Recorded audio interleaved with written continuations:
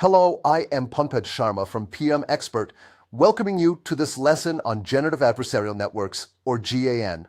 We are going to see how a pair of neural networks compete to create very realistic data.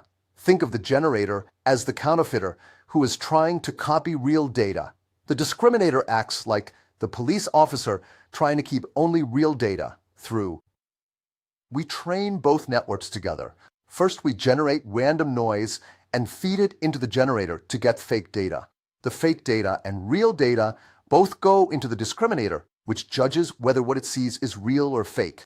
The output is a probability between 0 and 1, telling us how confident it is that the data is real. The training is formalized as a minimax game. The generator wants to minimize, and the discriminator wants to maximize this value function. The first part is the expectation over real data, where the discriminator rewards correct answers.